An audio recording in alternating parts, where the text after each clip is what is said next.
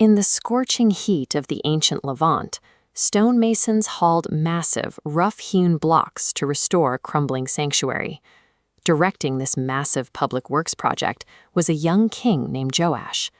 Early in his reign, Joash earned a reputation as a righteous monarch. He looked at the neglected state of Judah and launched an aggressive campaign to repair the national temple, aiming to return his people to the worship of God. We can see the physical reality of this era etched into artifacts. Looking at this stone tablet fragment, the Paleo-Hebrew inscriptions anchor the biblical account of Joash's reign directly into the hard dirt of Levantine history. Yet, the man who poured his youth into rebuilding this sacred architecture died in disgrace. By the end of his life, he was betrayed and assassinated by his own inner circle. How does a king who successfully rebuilt God's house end up destroying his own legacy? The answer starts with the man behind the throne. As depicted in this historical illustration, a towering figure directs the guards to protect the young monarch. That is the High Priest Jehoiada, Joash's political shield and singular spiritual mentor. Joash did what was right, but only because Jehoiada was standing there to tell him what to do. His entire moral compass existed outside of his own body. This exposes the hidden danger of a secondhand faith. When convictions are entirely borrowed from a mentor, a person lacks the deep internal root system required to weather a storm on their own. A borrowed foundation looks stable on the outside, but the moment that human anchor is removed, the structure is left without a point of orientation. Before he lost that mentor, Joash reached an impressive administrative peak. Frustrated that the priests were dragging their feet on the temple repairs, he bypassed their bureaucracy to get the job done. He created a transparent system, an offering box placed right at the gate. These ancient stone weights show us the strict physical exactness required in ancient commerce, and Joash applied that exact accounting to put funds directly into the hands of the craftsmen. The historical text notes something incredible about these unnamed carpenters and masons. They required no oversight. Theologians point to the quiet work of the Holy Spirit here. These workers operated with absolute integrity, handling vast sums of money honestly without anyone checking them. They prove a timeless principle. Genuine character is defined by doing the right thing when the authorities stop watching, a quiet internal strength that the king himself was about to desperately need and completely lack. Then the inevitable happens. The high priest Jehoiada dies. For the first time, Joash is entirely alone at the helm of the kingdom.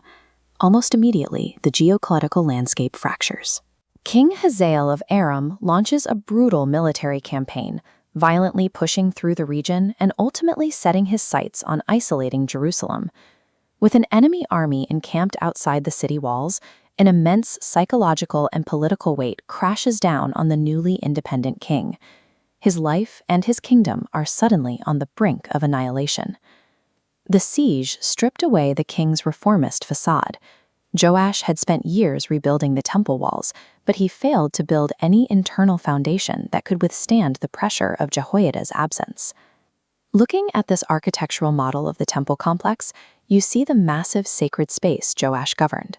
Instead of trusting God, he panics. He raids the inner sanctum, strips its consecrated gold, and sends all the holy items to pay off the Aramean army. When Joash handed over the holy gold to the pagan king, he profaned the temple's dedication. This compromise reveals the spiritual cost of his fear. He allowed the pressures of the world to strip away the sanctity of God's house, giving his enemies a victory over the sacred itself. Joash traded the eternal for the temporary. Using the sacred to buy a fleeting, secular peace is the ultimate proof that his spiritual foundation had completely collapsed. The tragedy of this compromise is that the payoff didn't even work. The gold bought him only a brief illusion of safety.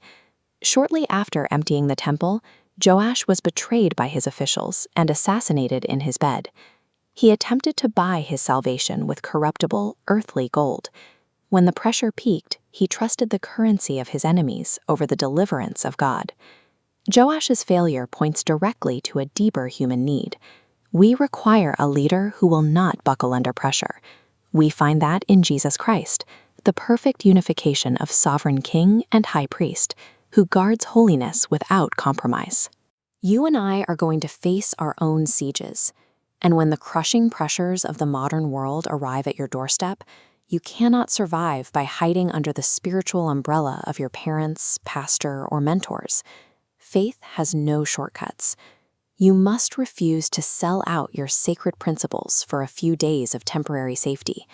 You have to build a first-hand relationship with God, starting today.